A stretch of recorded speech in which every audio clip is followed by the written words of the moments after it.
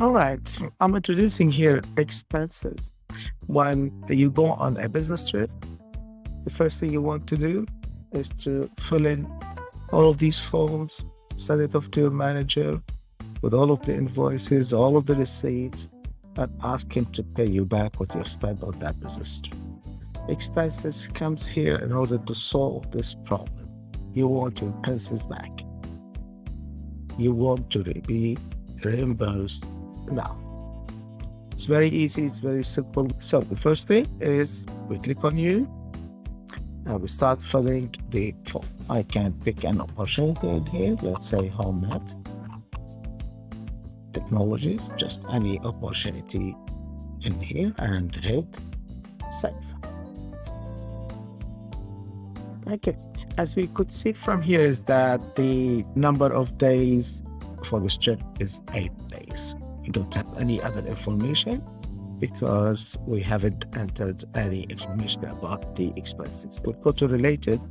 We have 3 different type of expenses we can enter: accommodation, transportation, and meals. For each one of these, we can even attach files as invoices or receipts, or we can attach all of the files in here. Let's start with the accommodation. We'll add one here, we'll add one on transportation, we'll add one on meals. Or maybe 2 on accommodation. Let's find out. So we've added one in here and we'll hit save. So we have one record that's cost of $300 from the 3rd of August till the 5th of August. I've also added another one, which is from the 6th of August till the 8th of August. Let's go add some to transportation. We're able to choose the transportation method and also the services used. So airline, we have rideshare and taxis like Uber, Lyft, and we also have the car rentals. Let's add one of these. As we see here, we've entered from the airport, the date of that, the approximate time consumed, and the amount. It's taxi, rideshare, and Uber. And we're going to hit save. For meals, we have meals here. And we could check what's the meal time. Let's say it's a breakfast. It's having breakfast and no gas. It says $50. Because if I put more than $50, I will not be able to save it, as I need to have time. This meal date is here. If I save it, I wouldn't be able to save it because if it's more than $50, I need a meal of a guest. So I'm gonna make it as $50 just for this purposes. And we'll have what's up.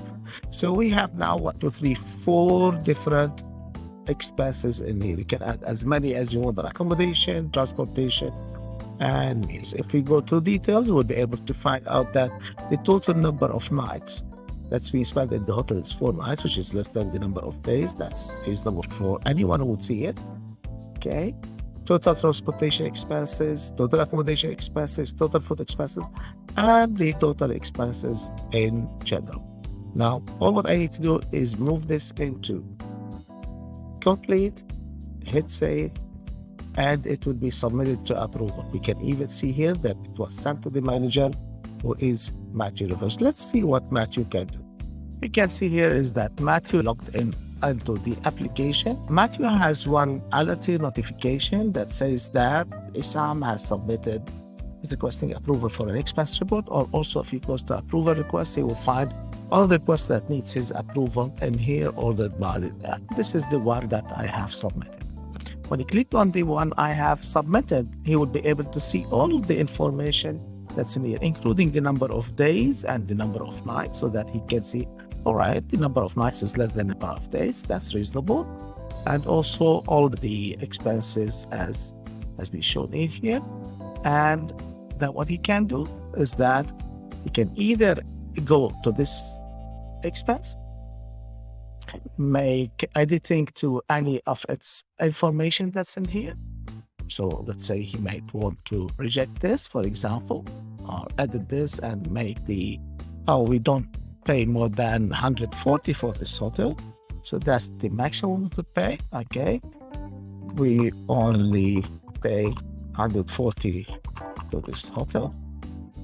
Okay. And It's on it, and then now if he goes to this, approval request again.